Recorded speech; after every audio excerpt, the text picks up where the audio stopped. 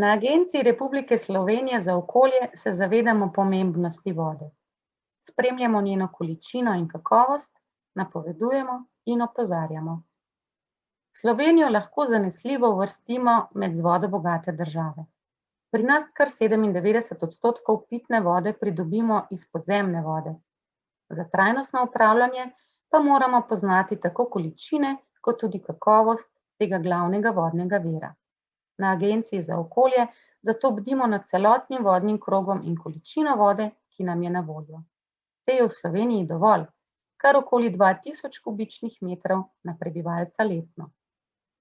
V Sloveniji imamo 21 vodnih teles podzemnih voda, kjer s pomočjo merilnih mest ocenjujemo kemijsko in količinsko stanje.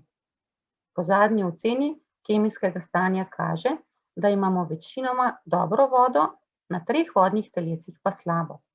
Tudi ocena količinskega stanja podzemnih voda je večinoma dobra. Le količina v Dravski kotlini je ocenjena kot slaba, saj tam ugotavljamo vpliv odvzemov podzemne vode in vdore vode slabše kakovosti v vodonosnik. Kmetijstvo je dejavnost, ki je popolnoma odvisna od vode, saj rastline in živali potrebujejo za preživetje in rast, kmetijski sektor pa z zadostnimi količinami lahko omogoči ustrezne razmere za proizvodnjo hrane. Med vsemi dejavnostmi je kmetijstvo največji porabnik vode. Pri tem naj poudarimo, da je v prehranskih izdelkih tudi tako imenovana virtualna voda, to je tista, ki se porabi za predelavo in izdelavo hrane. Zaradi vse večje potrebe po hrani, podnebnih sprememb in pritiska onesnaževanja s pesticidi je ključno dobro načrtovanje in upravljanje z razpoložljivo vodo.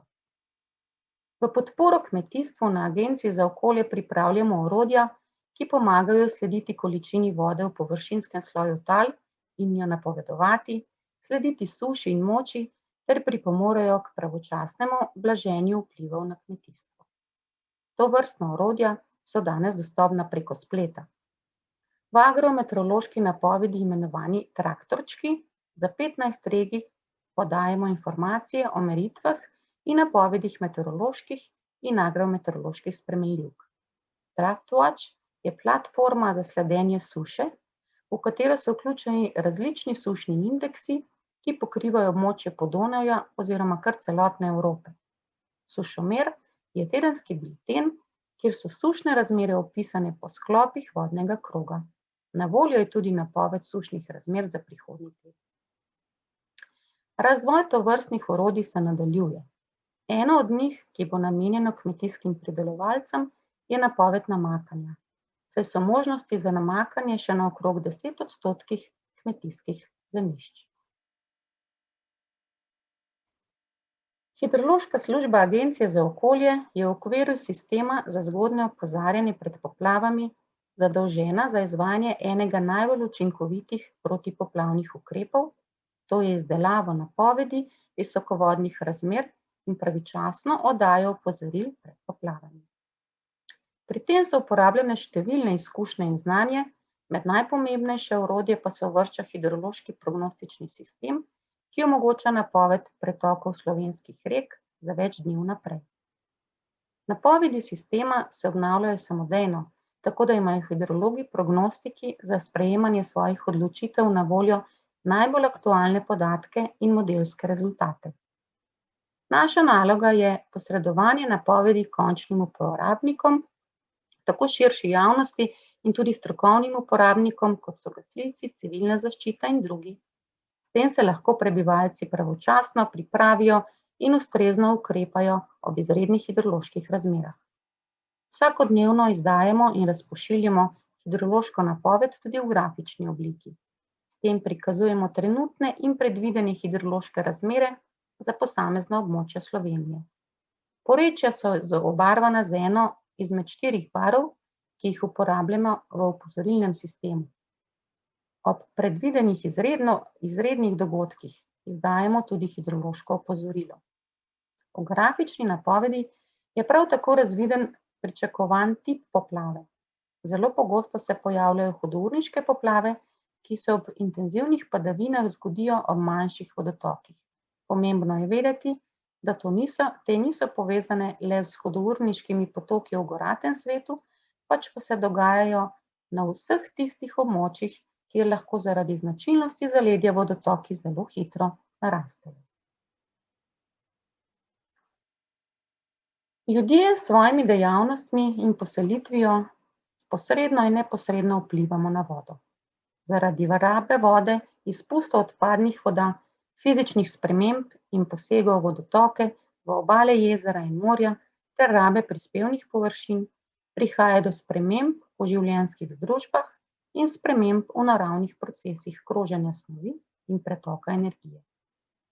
Človeški vplivi, predvsem obremenjevanje s hranili, organsko snovjo in hidromorfološke spremembe, se odrazijo na vrstni sestavi in številčnosti alg, rastlin, bentoških nevretenčarjev in rib.